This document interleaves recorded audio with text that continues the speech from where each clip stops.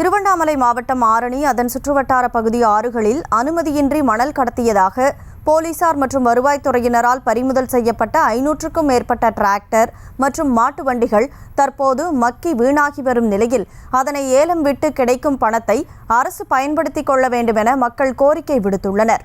இதுகுறித்த கூடுதல் விவரங்களை செய்தியாளர் லிங்கப்பன் வழங்க கேட்கலாம். வணக்கம் லிங்கப்பன், மக்களுடைய கோரிக்கை தொடர்பான முழு விவரம். வணக்கம் கனிமொழி. திருவண்ணாமலை மாவட்டம் ஆரணி பகுதியில் இருக்கக்கூடிய மையப்பகுதி.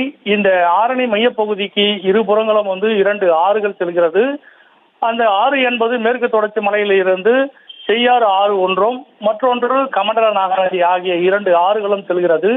இந்த ஆறுகளில் இருந்து முறையாக அனுமதி இல்லாமல் மாட்டு வண்டி, லாரி, டாக்ஸி உள்ளிட்ட பல்வேறு வாகனங்களில் மணல்களை அள்ளி ஆரணி பகுதியில் இருக்கக்கூடிய பகுதிகளுக்கு புதிய கட்டுமான பணிகளுக்காக விற்பனை செய்யும் பணிகள் நடைபெற்று வருவது வழக்கம்.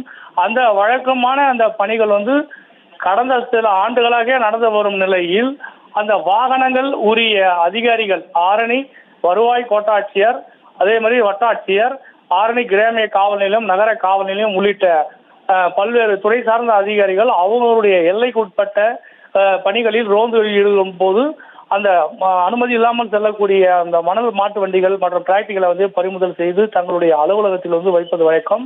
அந்த நிலையிலே ஆரணி வட்டாட்சியர் அலுவலகத்துக்கு காம்பவுண்டுக்கு உள்ளே இருக்கக்கூடிய ஏராளமான மரங்களுக்கு மத்தியில் பாழடைந்து போன வீணா அந்த மாட்டு வண்டிகள் மற்றும் டிராக்டர்கள் உள்ளன. அதே போல் காவல்துறைக்கு சம்பந்தமான இடங்களில் வாகனங்கள், டிராக்டர்கள், லாரிகள், ஜேசிபி இயந்திரங்கள் உள்ளிட்ட பல்வேறு வாகனங்கள் அதிக அளவில் நாம் காணப்படுவது நாம் பார்த்து கொண்டிருக்கிறோம்.